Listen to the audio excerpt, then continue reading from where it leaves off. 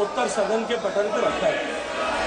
Speaker sir, out of a sanctioned strength of 15,276, there are 6,516 vacancies in Ministry of Culture, attached offices and autonomous organizations. And it must be remembered that this government has been in power for last 11 years.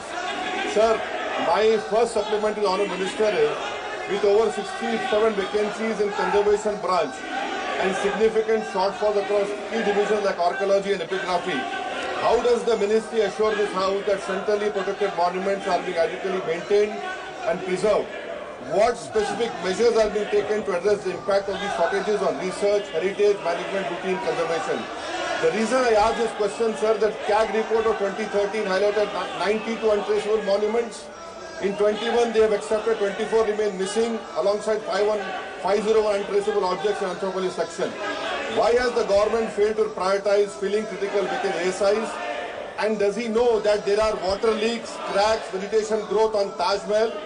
How do you justify your failure to ensure proper upkeep even for India's most iconic monuments? And does he have the manpower in ASI to protect Taj Mahal and the beautiful Charminar?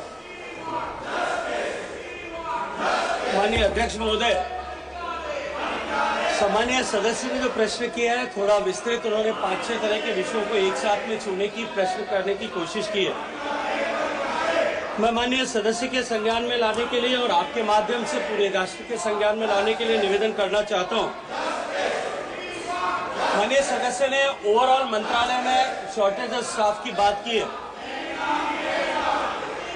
Archaeological survey of India के परिप्रेक्ष्य में यदि मैं बात करूं, जहां माननीय सदस्य ने प्रश्न किया, 8,755 टोटल हमारे यहाँ सैंक्शन स्ट्रेंथ है।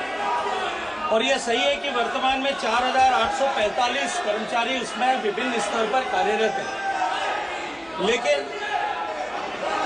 मंत्रालय के द्वारा और विभाग के द्वारा यूपीएससी और एसएससी को जिन पदों पे भर्ती के लिए ऑलरेडी रिकमेंडेशन भेजी जा चुकी है और जिनमें भर्ती एसएससी और यूपीएससी के लेवल पर प्रक्रियाधीन है, वो संख्या 3,203 है।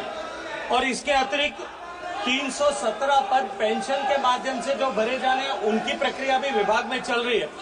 इसके अतिरिक्त लगभग 300 के आसपास ऐसे पद होते हैं जिनको एसएससी और यूपीएससी को संसूचित करने की प्रक्रिया अभी चल रही है। तो कुल मिलाकर के जो 8,755 पद हैं, उनमें से 8,000 से 500 से ज्यादा पदों पे या तो भर्ती है या उनको भर्ती करना प्रक्रियाधीन है। और मैं माननीय सदस्य के ने जो प्रश्न किया है कि कंजर्वेशन ब्रांच को लेकर के जो उन्होंने प्रश्न किया है, उसमें भी 831 पदों में से 270 पद फील्ड है। 561 वैकेंसीज के अगेंस्ट में 490 वैकेंसीज ऑलरेडी जो है यूपीएससी और एसएससी पे विचाराधीन है। और ये प्रक्रिया पूरी होने के बाद में, क्योंकि मोदी सरकार ईमानदारी के साथ, ट्रांसपेरेंसी के साथ में ये भर्ती प्रक्रिया सुनिश्चित कराने को प्राथमिकता देती है, ये भर्ती प्रक्रिया पूरी होने के साथ ही शीघ्र ये पदों पर नियुक्ति हो जाएगी। माननीय सदस्य ने दूसरी चिंता व्यक्त करते हुए कहा है, ये मैं सदस्य के संज्ञान के लिए निवेदन करना चाहता हूँ, जो अधिकांश पद खाली है 3,200 के, उसमें अधिकांश पद एमटीएस के खाली है।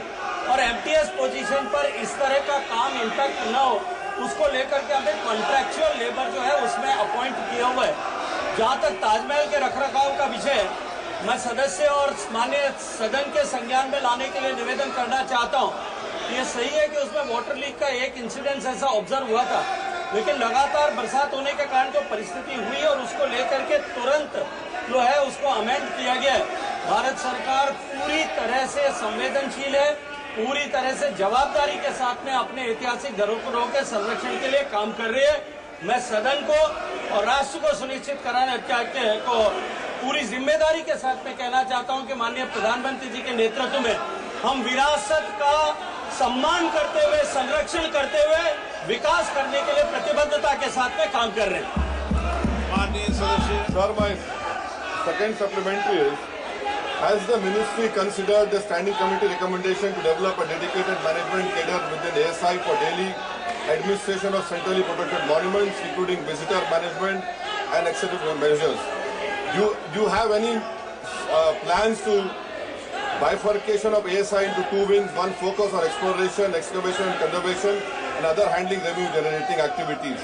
Sir, lastly, the National Research Laboratory for Conservation of Cultural Property is operating only at 24% sanctioned strength with 25 employees against 103 sanctioned posts. Is it not true that it impacts the ministry's critical research, preservation, restoration? And lastly, what steps is this government taking to ensure that the ASI is detoxified? Because from last 50 years, ASI has become a handmaiden of Hindutva ideology. Whether they will ensure that ASI works according to the cause of our constitution, that is secularism and pluralism. माननीय अध्यक्ष महोदय, माननीय सदस्य ने एक ही supplementary में 3 तरह के प्रश्न आपके माध्यम से मुझे पूछा है। जहां तक एसआईसी के कार्डर के बाइफर्केशन का अलग अलग एक्टिविटीज को लेकर के प्रश्न है, मैं माननीय सदस्य के संज्ञान में लाने के लिए और सदन के संज्ञान में लाने के लिए निवेदन करना चाहता हूं कि इस तरह का कोई प्रस्ताव अभी वर्तमान में विचाराधीन नहीं है। जहां तक माननीय सदस्य ने किसी एक पर्टिकुलर विभाग में वैकेंसीज को लेकर के प्रश्न किया है, मैंने अपने पहले पूरक प्रश्न के उत्तर में निवेदन किया है कि भर्ती प्रक्रियाधीन है और इन सारी वैकेंसीज के अगेंस्ट में, लगभग सब वैकेंसीज के अगेंस्ट में हम यूपीएससी और एसएससी को जहां जिसके हमारे जो है वैकेंसीज भरी जानी है, उस संस्था को हमने ऑलरेडी उसको रिपोर्ट किया, उस पर कार्रवाई चालू है। माननीय सदस्य ने तीसरी चिंता जो है पिछले 50 साल के कालखंड की व्यक्त की है। मैं ये कहना चाहता हूं कि 50 साल के बारे में मैं टिप्पणी नहीं कर सकता, लेकिन पिछले 10 साल और 8 महीने से नरेंद्र मोदी जी के नेतृत्व में सरकार काम कर रही है और वो सरकार सबका साथ, सबका विकास, सबका विश्वास और सबका प्रयास, इस विचारधारा के साथ में काम करती है।